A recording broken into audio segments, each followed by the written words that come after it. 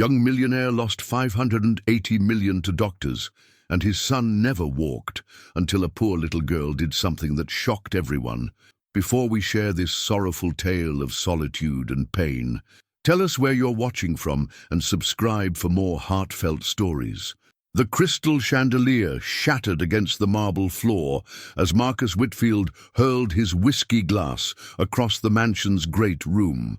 His 7-year-old son Daniel sat motionless in his wheelchair, watching the amber liquid spread like tears across the pristine white stone. "Another failure," Marcus whispered, his voice breaking. The latest specialist had just left, Dr. Richardson from Johns Hopkins, the 15th neurologist in 3 years. The verdict remained unchanged: complete paralysis from the waist down, no hope for recovery. $580 million. That's what Marcus had spent chasing miracles across the globe. Swiss clinics with their sterile promises, experimental treatments in Tokyo that yielded nothing but false hope, stem cell research in Germany that crumbled like dust in his hands. Every door his fortune could open, every expert his money could buy, all for nothing. The mansion felt like a mausoleum now, 40,000 square feet of emptiness where laughter once echoed. Sarah's portrait above the fireplace seemed to mock him, her radiant smile frozen in time.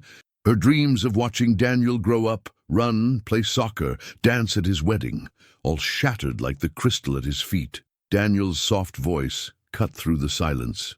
"Daddy, it's okay. I don't mind the wheelchair." "Really?" Marcus knelt beside his son, fighting back tears that threatened to drown him. At 32, he'd built an empire in tech investments, turning a small inheritance into billions. He could buy companies, influence markets, change industries with a phone call, but he couldn't fix the one thing that mattered most. 3 years ago, Daniel had been a healthy 4-year-old running through Central Park, chasing pigeons and collecting acorns. Then came that rainy October evening, the drunk driver who ran the red light, the twisted metal, the moment that stole everything. The accident that took Daniel's mobility and Sarah's life in one devastating instant. Marcus remembered holding Daniel's broken body in the emergency room, making desperate bargains with God. "Take my money, take my company, take my life, just let my son walk again." But God, it seemed, wasn't interested in negotiating. The doorbell echoed through the empty mansion, sharp and insistent. Marcus wiped his eyes, expecting another delivery of medical journals he'd never read, or flowers from business associates who didn't know what else to say. Instead, Mrs. Henderson, their elderly neighbor, stood on the doorstep with 2 children clinging to her sides like frightened birds. "Mr. Whitfield," she said urgently, her voice shaking, "I'm sorry to bother you, but there's been an emergency. These children, their grandmother just passed. I found them alone in that old apartment building on 5th Street. Social services won't come until Monday, and I can't. My arthritis, my small apartment." The girl couldn't have been older than 8, her dark hair matted and tangled, clothes worn thin but clean.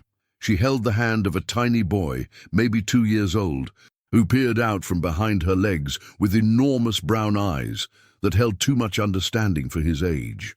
"Please," the girl said, her voice steady despite her circumstances, chin raised with a dignity that broke Marcus's heart. "We just need somewhere to stay tonight. I take care of my brother. We won't be any trouble, I promise." Something in her tone, that same fierce protectiveness he felt for Daniel, made Marcus step aside without thinking. "Come in." "What are you doing here?" Marcus asked, finding the little girl sitting cross-legged beside Daniel's wheelchair in the garden the next morning.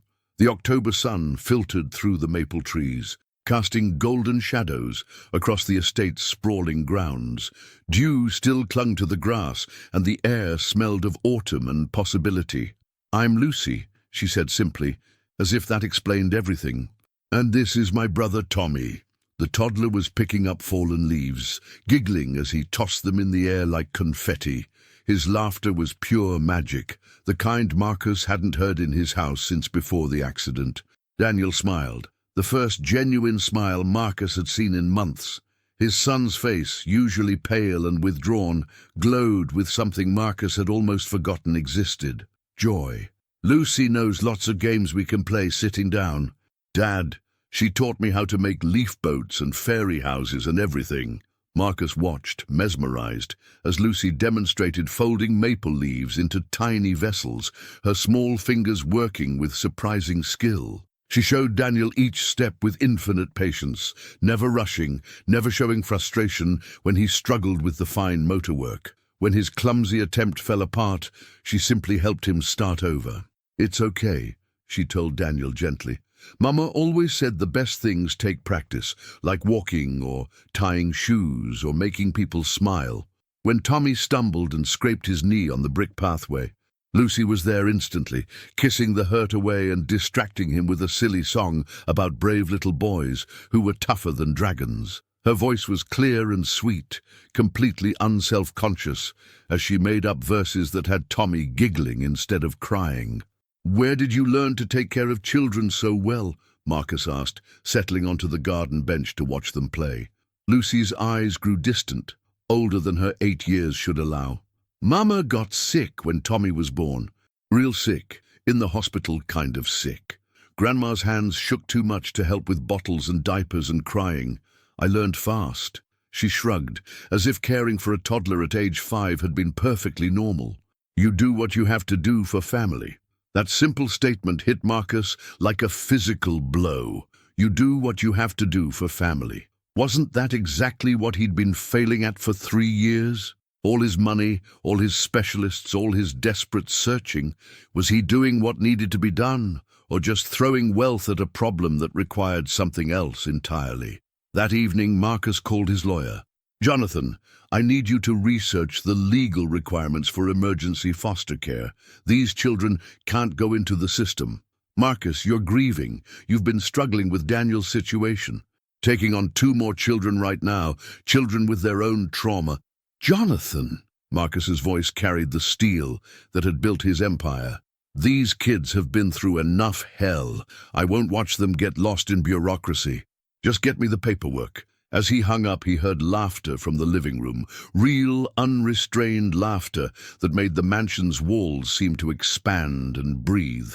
Lucy was reading "Good Night Moon" to both boys, doing different voices for each character, her dramatic interpretation making Daniel dissolve into giggles.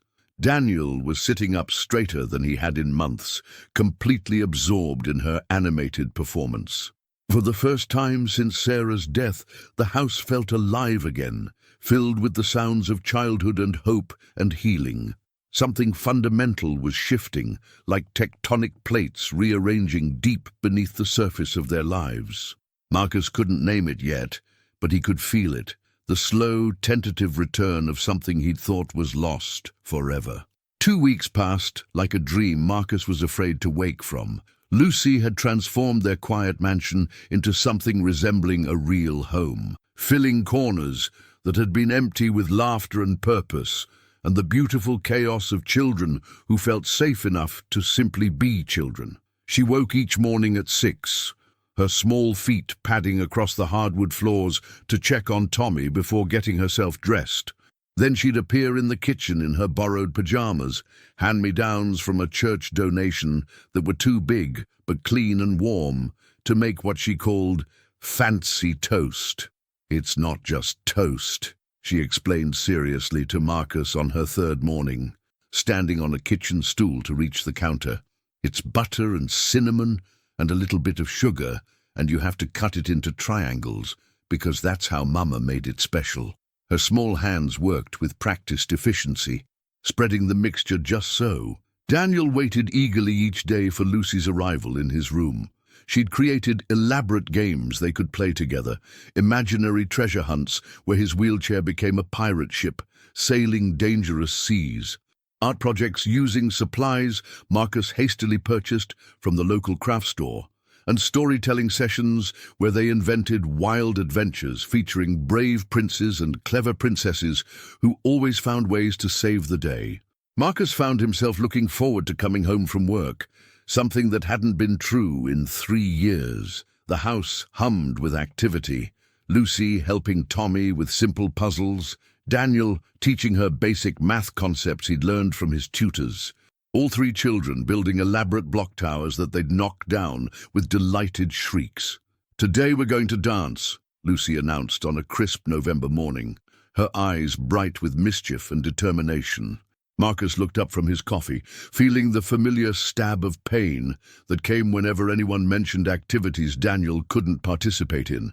"Lucy, sweetheart, Daniel can't." "Everyone can dance," she interrupted with the absolute certainty only 8-year-old children possess. "Dancing isn't about moving your feet. Dancing is about feeling the music in your heart and letting it move through you however it wants to." She disappeared into the living room and returned with Daniel's old portable speaker, a gift from Sarah that had sat unused since the accident, too painful to touch. Soft jazz filled the air, the same kind of music Sarah had loved, and Lucy took Daniel's hands in hers. "Close your eyes," she whispered, her voice gentle and sure. "Feel how the music moves through your arms, your head, your shoulders. Feel it in your chest, in your smile." Daniel's face lit up with wonder as Lucy guided his upper body in gentle swaying motions. She spun around his chair, her movements graceful and free, creating patterns in the air that seemed to include him completely in the dance. Her joy was infectious, transformative, turning the living room into a stage where anything was possible. Marcus watched from the doorway, his throat tight with emotion. Sarah had loved to dance. She dreamed of teaching Daniel ballet, jazz, tap, all the things that now seemed impossible. But here was Lucy, making the impossible look like the most natural thing in the world. "Mr. Marcus," Lucy called, not breaking rhythm, "you have to dance too. Tommy and I need partners, and Daniel's already dancing with the music." Despite himself, despite 3 years of careful emotional armor, Marcus found his body moving to the rhythm. Tommy clapped his chubby hands, bouncing in Marcus's arms as they swayed. For 20 precious minutes, the mansion filled with music and laughter, and something Marcus had forgotten existed: pure, uncomplicated joy. That night, as he tucked the children into their beds, Daniel grabbed his father's hand. "Dad, Lucy makes everything better. She makes me forget that I'm different. Can she stay forever?"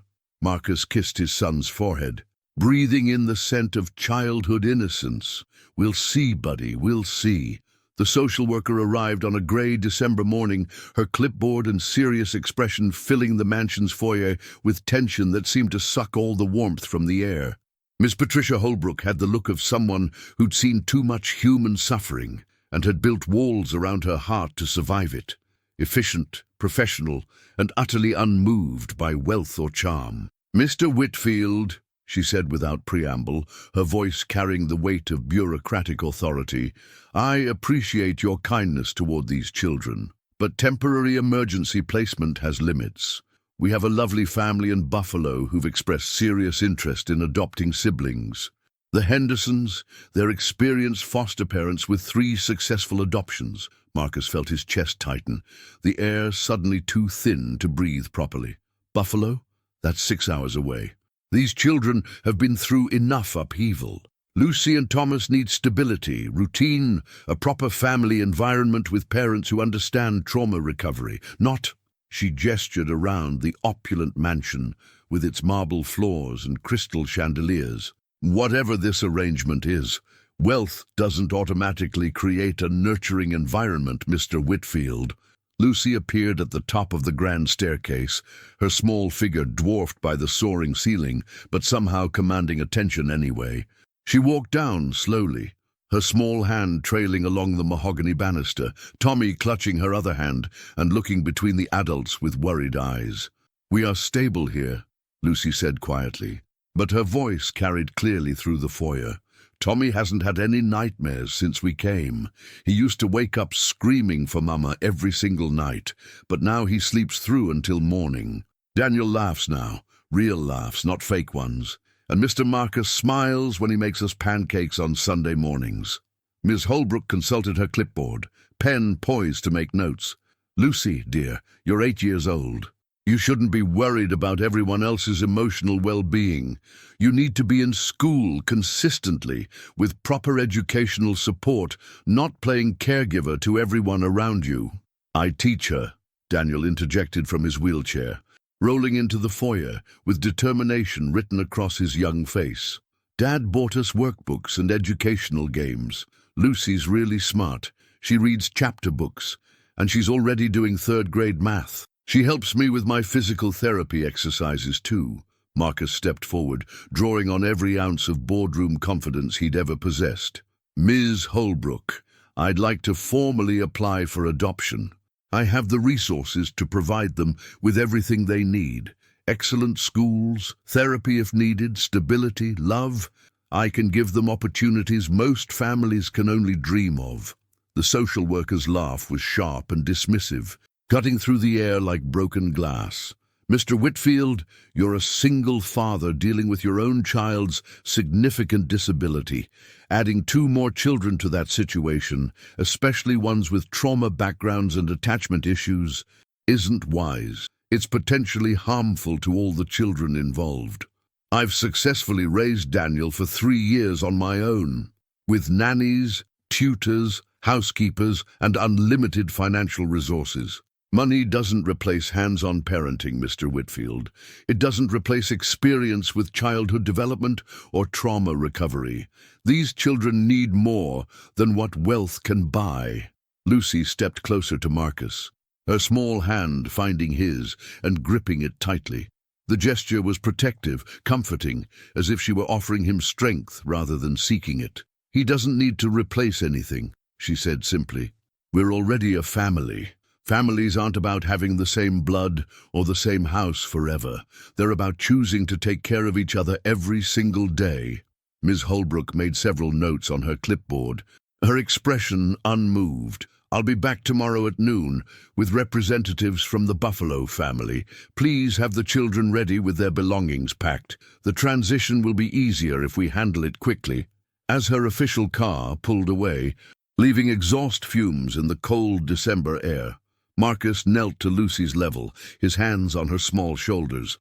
I won't let them separate you and Tommy. I promise you that, sweetheart. But even as he said the words, even as Lucy nodded with trust shining in her dark eyes, Marcus wondered if love and money would be enough against a system designed to doubt both. That evening, Marcus paced his study like a caged animal while making frantic phone calls to every contact he'd built over 15 years in business. His team of lawyers worked through the night, but the news wasn't encouraging. Emergency placement differed vastly from formal adoption, especially for a single father with no experience raising children with trauma backgrounds. The system is designed to be cautious, Jonathan explained over the phone at 2 in the morning. They've seen too many wealthy people treat children like accessories, then abandon them when reality sets in. Your money actually works against you here. It makes them suspicious of your motives. Upstairs, Lucy sat between the 2 boys on Daniel's bed, reading Where the Wild Things Are for the 3rd time. Her voice remained steady and soothing, but Marcus noticed how tightly she held Tommy's hand, how her free arm stayed wrapped protectively around his small shoulders. The little boy had been clingy all evening, sensing the tension even if he couldn't understand its source. He kept asking for Wuchi whenever she stepped away for even a moment. His vocabulary still limited, but his need for security crystal clear. Lucy, Daniel whispered after she closed the book, his voice small in the darkness. Are you scared about tomorrow? Lucy was quiet for a long moment, staring at the book's cover where Max danced with his wild things. When Mama died in the hospital, I made her a promise. I told her I'd always take care of Tommy no matter what happened. I've never broken a promise before, especially not one to Mama. Dad won't let them take you away. He promised too. Sometimes grown-ups can't keep their promises, even when they really, really want to. Lucy's wisdom seemed far too heavy for her 8 years, earned through losses no child should have to endure. But I'll find a way back to you and Tommy if they take us. I always find a way. That's what big sisters do. Marcus cleared his throat from the doorway, his heart breaking at the quiet resignation in Lucy's voice. What if I told you I might have a plan? 3 pairs of eyes turned toward him hopefully, Daniel's blue ones so like Sarah's, Tommy's enormous brown ones still heavy with sleep, and Lucy's dark ones that had seen too much but still held sparks of hope. There's something called emergency guardianship. If I can prove to a judge that you're in immediate danger of being separated unnecessarily, that this separation would cause emotional harm, she can grant temporary custody while we work through proper adoption channels. Lucy's brow furrowed with concentration. What kind of danger? The danger of breaking up a family that's already formed and is healing together. The danger of trauma from unnecessary separation. Marcus sat on the edge of the bed, the mattress dipping under his weight. My lawyer says it's a long shot, but Judge Morrison has grandchildren of her own. She might understand that love doesn't always follow bureaucratic timelines. What do we have to do? Lucy asked, sitting up straighter, ready to fight for her family. Tomorrow morning, before Ms. Holbrook arrives with the Buffalo family, we go to court, all of us, and we tell the truth about what we've built here together, about how we've helped each other heal. Daniel reached for Marcus's hand, his grip surprisingly strong. What if it doesn't work? What if the judge says no? Marcus looked at the 3 children who had become his world, who had brought light back into corners he'd thought would stay dark forever. Then I'll keep fighting until it does work. Some things are worth everything you have, worth risking everything you've built. Family is one of those things. Outside, snow began to fall, covering the mansion grounds in pristine white. A blank canvas for whatever tomorrow might bring, beautiful and terrifying in its possibility. Judge Morrison's courtroom felt cavernous at 8 in the morning, its high ceilings and dark wood paneling designed to inspire both respect and intimidation. Marcus sat at the plaintiff's table with his attorney, Jonathan Reeves, while Lucy, Tommy and Daniel waited in the front row. Lucy wore a blue dress Marcus had bought her just yesterday, the first new clothing she'd owned in months, chosen because she said it was the color of trust. The morning light streamed through tall windows, casting long shadows across the floor where their future would be decided. Marcus could hear his heart beating in his ears, louder than it had during any business deal, any merger, any moment when millions of dollars hung in the balance. Your Honor, Jonathan began, his voice carrying the weight of their hopes, we're requesting emergency guardianship to prevent the unnecessary separation of children who have found stability, healing, and genuine family bonds in my client's home. Ms. Holbrook, representing the state, stood to object before Jonathan had even finished. Your Honor, Mr. Whitfield has no experience with formal adoption procedures, no training in trauma recovery, and no understanding of the complex needs these children present. The state has a responsibility to place them with qualified, pre-approved families. Judge Morrison, a woman in her 60s with silver hair and kind but sharp eyes that seemed to miss nothing, gestured toward the children. Before I make any decisions about their future, I'd like to hear from Lucy herself. Lucy approached the witness stand with surprising composure, her small shoes clicking against the marble floor. When the bailiff asked her to raise her right hand and promise to tell the truth, she looked directly at the judge with unwavering honesty. Lucy, can you tell me what your life has been like living with Mr. Whitfield? Lucy took a breath, organizing her thoughts with the careful precision of someone who'd learned early that words mattered. He makes us breakfast every morning, real breakfast with eggs and toast and orange juice. Not just cereal or nothing. Tommy has his own room with a nightlight shaped like a star because he's scared of the dark since Mama went to heaven. Daniel teaches me mathematics and science, and I teach him how to braid friendship bracelets and make up songs. What about before you lived there? Can you tell me about your life with your grandmother? Lucy's voice grew quieter, but remained steady. Grandma tried her very best, but she was sick too. Her hands shook, and she couldn't lift Tommy or give him baths. I took care of Tommy mostly. Sometimes we didn't have much food, and Tommy would cry because his tummy hurt and he missed Mama. I would sing to him and tell him stories to make him feel better. And how is Tommy now? Tommy laughs every single day. He learned 15 new words just this month. He says Dada to Mr. Marcus and Dan to Daniel and calls me Big Sissy. He's not scared all the time anymore. Daniel isn't sad and quiet like he was when we first came. Mr. Marcus hugs us goodnight and reads us stories with funny voices. Lucy paused, looking back at her family in the front row. We're not broken anymore, Your Honor. We're healing each other. We're a real family. Judge Morrison leaned forward, her expression gentle but probing. Lucy, what do you think would happen if you and Tommy had to leave Mr. Whitfield's house? Tommy would be scared again and probably stop talking like he did after Mama died. Daniel would be lonely and sad because he finally has friends to play with who don't care about his wheelchair. And Mr. Marcus would go back to being sad like he was before because he misses Mrs. Sarah, but having us helps him remember how to smile and laugh and be happy. The courtroom fell silent except for the soft sound of someone crying. Ms. Holbrook wiping her eyes with a tissue, her professional composure cracking at the edges. Judge Morrison made careful notes, then looked up at the assembled group. Emergency guardianship is granted for 90 days, during which formal adoption proceedings will begin immediately. Ms. Holbrook, I want comprehensive weekly reports on this family's progress, and I want to see evidence of educational planning, counseling resources, and stability measures. As they left the courthouse, snow still falling gently on the steps, Lucy tugged on Marcus's coat with a shy smile. Mr. Marcus, can I ask you something important? Anything, sweetheart. Always anything. When the 90 days are over, and we're really your children forever and ever, can I call you Dad? And can you call me your daughter? Marcus knelt down in the snow, pulling all 3 children into his arms, his voice thick with emotion and joy, and the overwhelming relief of a man who just won the most important battle of his life. Lucy, Tommy, you can call me Dad right now. You've been my children from the moment you walked into our house.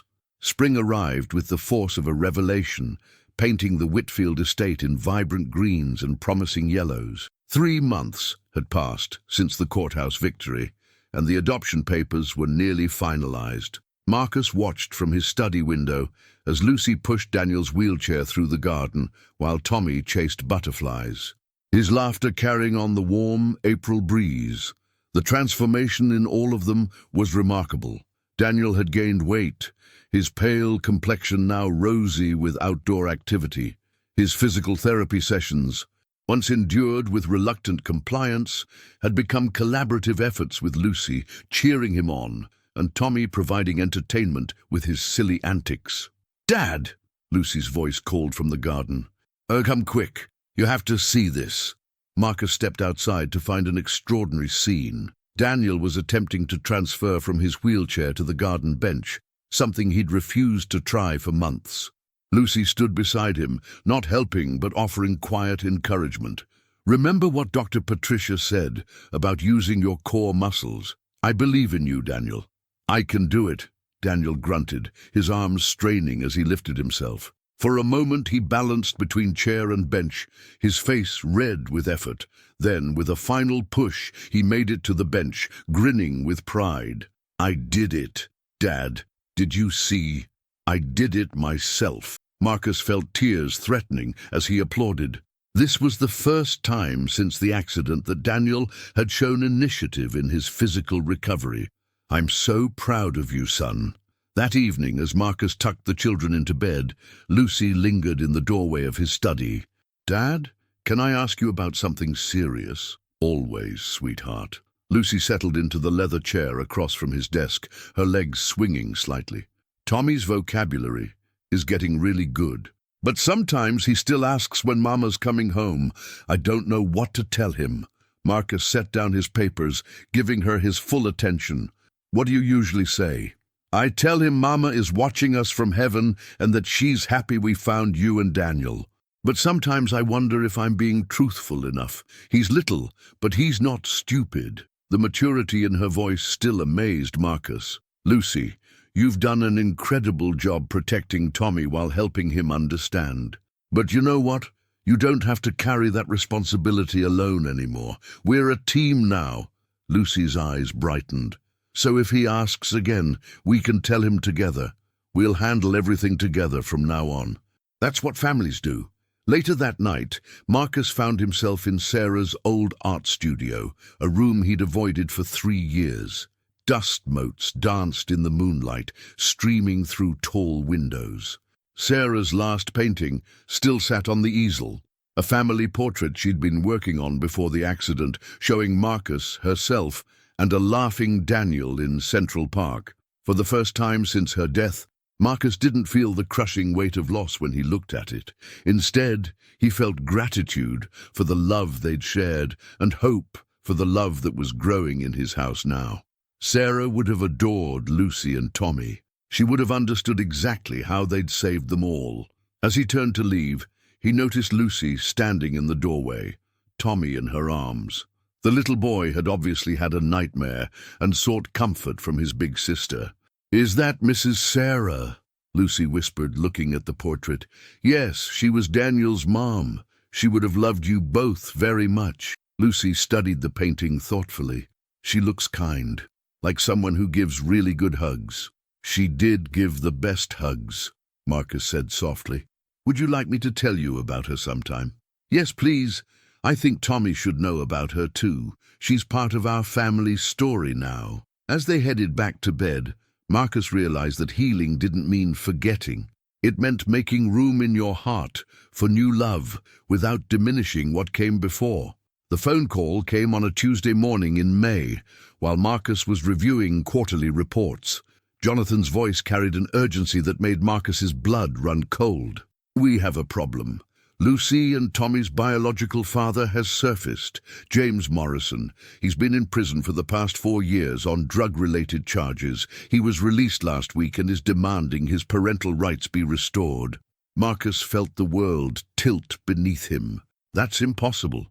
Lucy said her father was gone, that he'd never been part of their lives. "Apparently, he signed away his rights when Lucy was 4, and Tommy was just born. But there's a legal loophole. He claims he was coerced due to his addiction issues and wants them back. He's hired a lawyer." The study door opened and Lucy appeared, her face immediately registering concern at Marcus's expression. She'd developed an uncanny ability to read the emotions of everyone in her family, a skill born from years of protecting Tommy from adult problems. Marcus ended the call quickly. "What's wrong?" "Sweetheart, you look scared. You never look scared." Lucy approached his desk, her small hands gripping the edge. "Is someone trying to take us away again?" Marcus had promised himself he'd never lie to his children. "There might be some new legal challenges, but I want you to remember something very important. No matter what happens, we will fight for our family, all of us together." That afternoon, James Morrison arrived unannounced. Marcus watched through the window as a thin man with hollow cheeks and nervous energy paced the front drive, occasionally glancing up at the mansion with a mixture of awe and resentment. Lucy saw him too. Her face went completely white, and she grabbed Tommy protectively, pulling him behind the living room curtains. "That's him," she whispered. That's James. He used to make Mama cry. He'd come home angry and loud, and Mama would hide us in the bedroom until he left again." Marcus knelt beside them. "He can't come inside unless I invite him, and I'm not going to do that. You're safe here, both of you." The doorbell rang insistently. Through the intercom, James's voice crackled with false bravado. "I know my kids are in there. I've got rights, legal rights. I'm clean now. Got a job at a garage in Queens. I can provide for them." Marcus pressed the intercom button. "Mr. Morrison, if you want to discuss this matter, you can do so through your attorney and mine. My children are not available for unscheduled visits." "My children?" James shot back. "Don't forget who their real father is, rich boy. Blood is blood." After James left, Lucy remained unusually quiet through dinner. She picked at her food, answered questions with one-word responses, and kept Tommy closer than usual. That night, Marcus found her sitting on the floor of Tommy's room, watching him sleep. "I won't let him take Tommy," she said without looking up. "I don't care what any court says. Tommy doesn't even remember him, and I remember enough for both of us." Marcus sat beside her on the carpet. "Lucy, I need you to trust me. Our lawyer is the best in the city, and we have documentation of everything. How happy you both are here.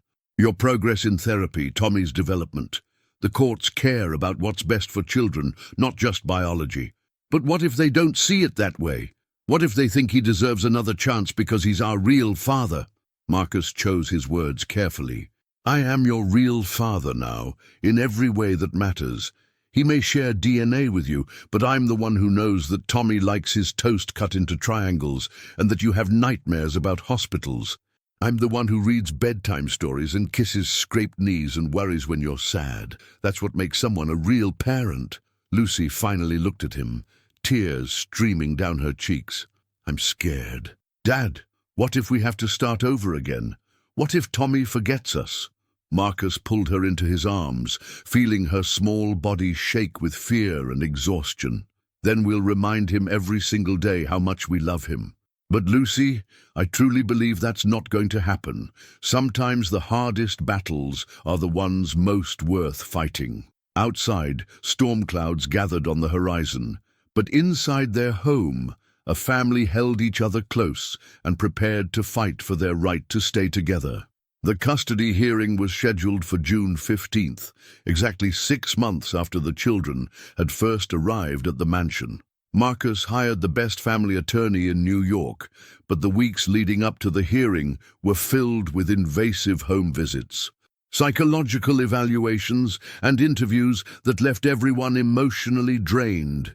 Dr. Sarah Chen, the court-appointed child psychologist, spent hours with Lucy and Tommy individually. Her report would carry significant weight in the judge's decision. Lucy is remarkably articulate about her experiences and demonstrates unusual emotional maturity, Dr. Chen explained to Marcus after her final session. She's very clear about her preferences and her concerns about her biological father.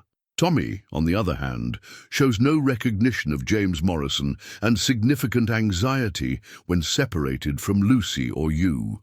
What does that mean for our case? It means the court will have to weigh biological rights against psychological well-being. Lucy's testimony will be crucial. She's old enough for her wishes to carry weight. Meanwhile, James Morrison had been making an effort to clean up his image. He'd found steady work, completed a drug rehabilitation program, and secured a modest apartment in Queens. His lawyer argued that everyone deserved a second chance and that removing children from their biological parent required extraordinary circumstances. The night before the hearing, Marcus found Daniel in his room, staring out the window instead of sleeping. "Hey, buddy, what's keeping you awake?" Daniel turned his wheelchair to face his father. "Dad, what happens to me if Lucy and Tommy have to leave? I know I'm your real son, and they can't take me, but I don't want to be alone again." Marcus sat on the edge of Daniel's bed, his heart aching at the question. "Daniel, do you remember what our family was like before Lucy and Tommy came?" "Sad. Really sad. You worked all the time, and I just sat in my room most days. I didn't want to do physical therapy or try new things because everything reminded me that I was different. And now?" Daniel's face brightened despite his worries. "Now I want to get stronger so I can help Lucy push Tommy on the swing. I want to learn new things so I can teach them stuff. I want to get better because they believe I can do anything. That's exactly why we're going to fight so hard tomorrow. Son, not just for Lucy and Tommy, but for all of us. We're a family now, and families don't give up on each other." The morning of the hearing, Lucy appeared at breakfast in her best dress, navy blue with small white flowers that Sarah had chosen months earlier. She'd braided her own hair and helped Tommy get dressed in his little suit. "I have something to give you," she told Marcus, pulling a folded piece of paper from her pocket. "I wrote it last night in case I forget what to say." Marcus unfolded the paper to find Lucy's careful handwriting. "Dear Judge, I know James Morrison is my biological father, but Marcus Whitfield is my real dad. A real dad doesn't just give you DNA. A real dad teaches you that you're brave enough to face anything. A real dad makes you feel safe enough to dream about the future. A real dad loves your little brother as much as you do. Please don't make us leave our real family. We've already lost too much. Love, Lucy Whitfield." Marcus had to excuse himself to the bathroom to compose himself before they left for court. When he returned, he found all three children holding hands in the foyer, ready to face whatever came next as a united front. "Are we ready?" Marcus asked. "We're ready," Lucy said firmly. "We're fighting for our family today." As they walked out into the bright June morning, Marcus felt a strange sense of calm. Whatever happened in that courtroom, they had built something real and beautiful together. Love like that didn't just disappear because of legal paperwork. The question was whether the court would recognize what they all knew in their hearts. That families aren't just about blood. They're about choice, commitment, and the daily decision to love each other through whatever comes. Judge Morrison's courtroom was packed with social workers, attorneys, and court personnel. Marcus sat at the defendant's table with his legal team while James Morrison fidgeted nervously across the aisle. Lucy and Tommy waited in a special family room with a victim's advocate, while Daniel sat in the gallery with Mrs. Henderson for moral support. The proceedings began with James Morrison's testimony. He spoke earnestly about his journey to sobriety, his steady employment, and his desire to provide a stable home for his children. His lawyer painted a picture of a man who'd made mistakes, but deserved the chance to be the father he'd never been able to be before. "I know I wasn't there for Lucy and Tommy when they needed me," James said, his voice breaking slightly. "I was sick. Addiction is a disease, Your Honor, but I've been clean for 14 months now. I go to meetings every day. I have a sponsor. I want my children to see that people can change." When cross-examined by Marcus's attorney, however, James's story began to show cracks. He couldn't remember Tommy's birthday or Lucy's favorite color. He had no knowledge of Tommy's developmental milestones or Lucy's educational progress. Most damaging, he admitted he'd had no contact with the children in over 3 years, even before his incarceration. "Mr. Morrison," the attorney pressed, "when was the last time you saw Lucy and Tommy before appearing at Mr. Whitfield's home last month?" James shifted uncomfortably. "It's been, well, I was dealing with my addiction. Time gets fuzzy when you're using. 3 years, Mr. Morrison. Your children lived in poverty with their ailing grandmother while you were absent from their lives entirely. Is that correct? I sent money when I could. According to financial records, you sent a total of $200 over 3 years. Is that your definition of providing for your children?" Marcus watched James deflate under questioning. Despite his anger at the man who'd abandoned Lucy and Tommy, he almost felt sorry for him. Almost. Then it was Lucy's turn to testify. She walked to the witness stand with quiet dignity, her small hand steady as she was sworn in. Judge Morrison leaned forward with a gentle smile. "Lucy, I know this is difficult, but I need to ask you some questions about your life. Can you tell me about living with your biological father when you were younger?" Lucy's voice was clear and measured. "James would come home late and smell funny. Sometimes he'd be really happy and give us candy, but usually he was angry about something. Mama would tell us to play quietly so we wouldn't make him mad. When Tommy was little and cried at night, James would yell at Mama to make him stop. How did that make you feel? Scared and responsible. I learned to take care of Tommy so Mama wouldn't get in trouble for his crying. And how do you feel in your current home with Mr. Whitfield?" Lucy's entire demeanor changed, her face lighting up with genuine joy. "Safe, happy, like I can be a kid sometimes instead of always being the grown-up. Dad teaches me that it's okay to ask for help, that I don't have to carry everything by myself. Tommy calls him Dada now, because that's what dads do. They take care of you every single day." Judge Morrison asked the question everyone was waiting for. "Lucy, if you could choose where to live, what would you want?" "I want to stay with my real family. Marcus is my dad, Daniel is my brother, and Tommy and I belong with them. We're healing each other. James might be my biological father, but he's never been my dad. There's a difference." The courtroom was silent, except for the sound of someone crying quietly in the gallery. Even James Morrison had tears streaming down his face. Dr. Chen's psychological evaluation was read into the record, recommending that the children remain in their current placement due to their remarkable progress and strong attachment bonds. She noted that forcing separation would likely cause significant psychological trauma to both children. During recess, Marcus found James Morrison standing alone in the hallway, staring out a tall window at the city below. "They're amazing kids," Marcus said quietly. James nodded without turning around. "Lucy's got her mother's strength, always did, even as a tiny kid. And Tommy, he looks just like Lucy did at that age." He finally faced Marcus. "I know what you must think of me. I think you're a man who's been through hell and came out the other side. That takes strength, but not soon enough to matter for them." Marcus chose his words carefully. "It's not about timing, James. It's about what's best for Lucy and Tommy now. They've found stability, happiness, security. They're thriving." James was quiet for a long moment. "If I withdraw my petition, would you let me see them sometimes? Not as their father, but just, I don't know. So they know I got clean. So they know I tried to be better." The request surprised Marcus, but as he looked at this broken man who'd finally found his way back to sobriety, he felt something unexpected: compassion. "If that's what Lucy wants, and if you can respect the boundaries we set, then yes, I think she deserves to see that you kept fighting." When court reconvened, James Morrison stood before the judge with shaking hands. "Your Honor, I'd like to withdraw my petition for custody. These children have a good home, a real family. I don't want to destroy that because of my own regrets." The courtroom erupted in quiet celebration as Judge Morrison made the adoption official with her gavel. Marcus pulled Lucy and Tommy into his arms, while Daniel cheered from the gallery. As they left the courthouse, Lucy tugged on Marcus's sleeve. "Dad, was that the right choice? About maybe seeing James sometimes?" Marcus knelt to her level. "What do you think, sweetheart?"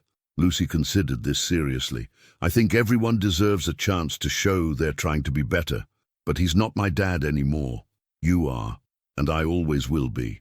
1 year after the adoption was finalized, the Whitfield family had settled into a rhythm that felt as natural as breathing. It was Daniel's 8th birthday, the first celebration since the accident that felt genuinely joyful rather than forced. Lucy had spent weeks planning the party with military precision.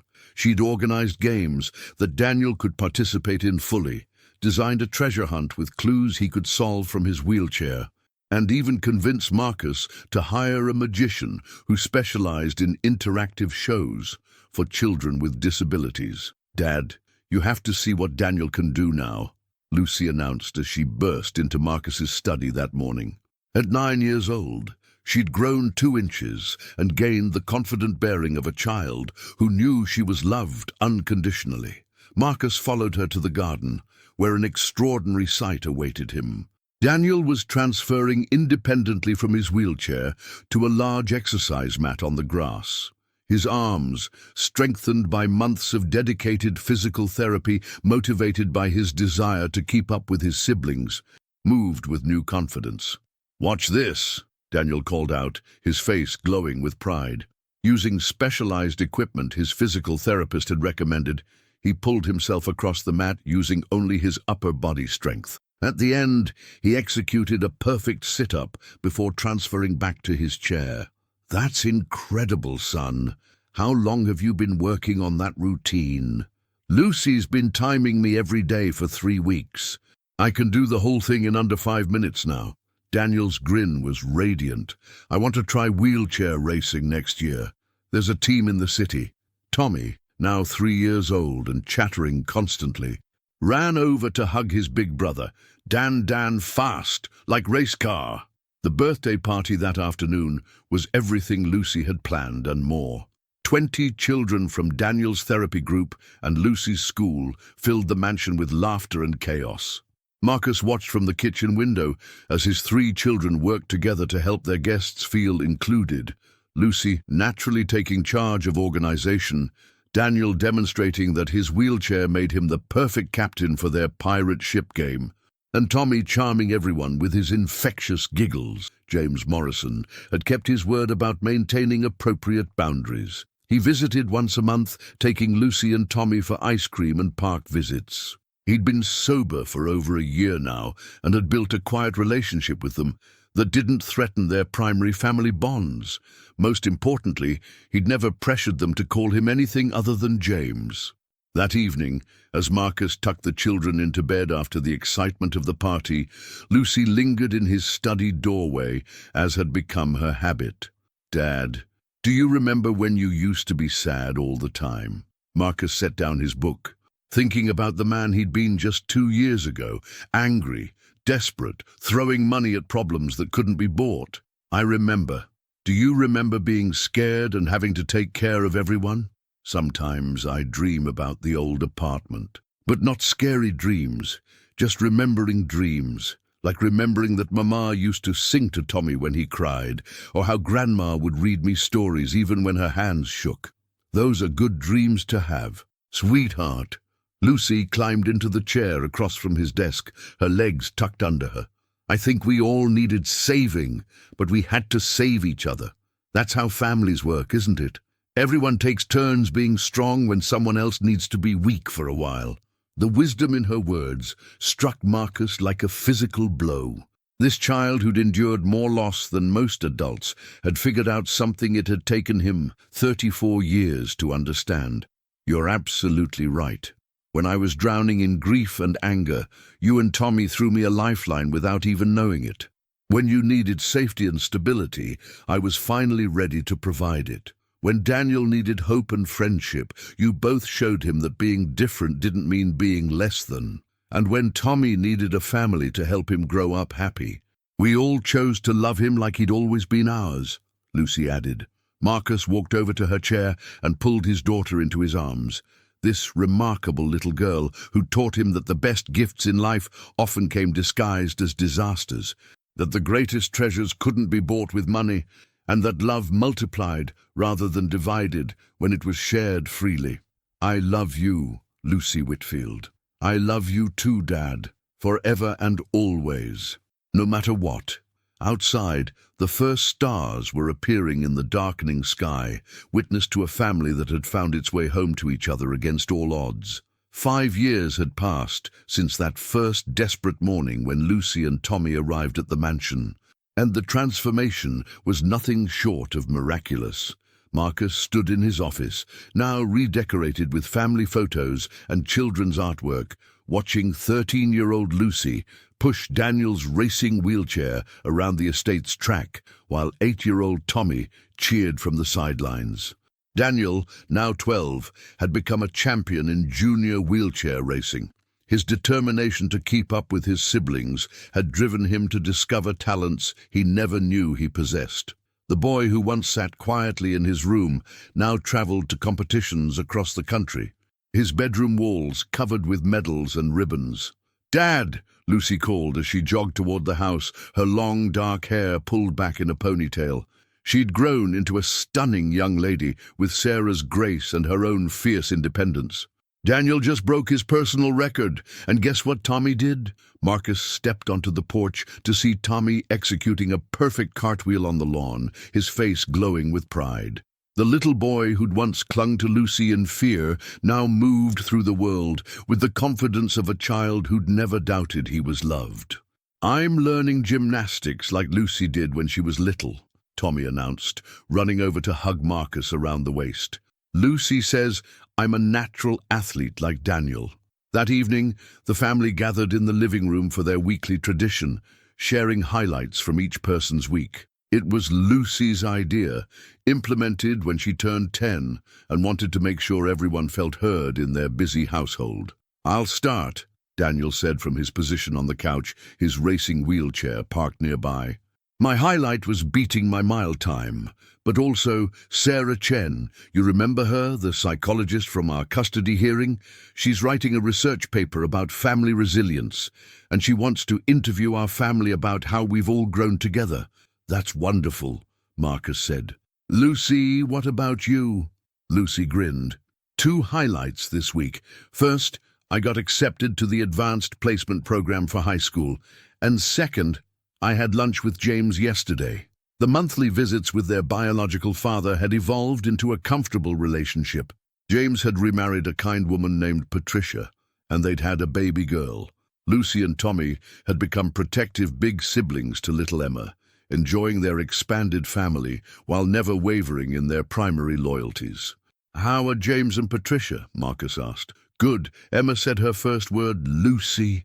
James cried happy tears, Lucy reported with a smile. "He told me he's proud of who we've become and grateful we have you as our dad. He said knowing we're loved the way we deserve to be loved all along helps him sleep better at night." Tommy bounced on the couch. "My turn. My highlight was helping Dad make pancakes this morning. And also, Mrs. Henderson taught me how to plant flowers in her garden. She says I have green thumbs, even though my thumbs aren't actually green." Everyone laughed at Tommy's literal interpretation. Mrs. Henderson, now 82, had become an honorary grandmother to all 3 children, her own loneliness cured by their frequent visits and inclusion in family activities. "And what about you, Dad?" Lucy asked. Marcus looked around at his 3 children, Daniel, whose courage inspired everyone who met him, Lucy, whose wisdom and strength continued to amaze him daily, and Tommy, whose joy was so pure it could light up the darkest room. "My highlight was this morning when I realized something incredible. 5 years ago, I thought happiness was something I'd lost forever. I thought the best I could hope for was to survive each day. I never imagined I could feel this grateful, this complete, this excited about the future." "What changed?" Daniel asked, though they all knew the answer. "You 3 taught me that love isn't something that gets used up when you share it. It grows. Every time I see Lucy helping Tommy with his homework, or Daniel cheering for both of you at your competitions, or Tommy making us all laugh until our stomachs hurt, I understand more about what family really means." Lucy curled up next to Marcus on the couch. "Do you think Mama Sarah would be happy about how everything turned out?" Marcus thought about Sarah's painting in her studio, which now included additional portraits he'd commissioned, the whole family together, including Lucy and Tommy. "I think she'd be incredibly proud of the man Daniel has become, and completely in love with you and Tommy. She'd probably say this is exactly what she would have wished for us." "And Mama Eleanor?" Tommy asked about his birth mother. "Do you think she's happy we found each other?" "I think both our mamas are celebrating in heaven," Lucy said softly. "They sent us to each other because they knew we'd take good care of their babies."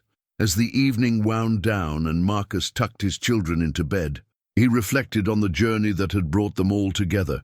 He'd spent $580 million looking for a miracle to heal his son, never realizing that the miracle wasn't medical, it was love. Lucy had been right that first morning in the garden. Everyone could dance. They'd been dancing together for 5 years now, not with their feet, but with their hearts. A beautiful, complicated, joyful dance of a family that had chosen each other and decided to grow together. Standing in the doorway of Tommy's room, watching his youngest son sleep peacefully, Marcus whispered a prayer of gratitude. Some people search their whole lives for purpose and meaning. He'd found both in 3 children who'd needed saving as much as he had. The mansion that had once felt like a mausoleum now hummed with life, love, and the beautiful chaos of a family that understood the most important truth of all. Home isn't a place you're born into. It's a place you create with the people you choose to love unconditionally, forever and always, no matter what challenges life brings. Outside, stars twinkled over the garden where it all began, where a little girl had taught a broken father and his son that everyone, absolutely everyone, could learn to dance again.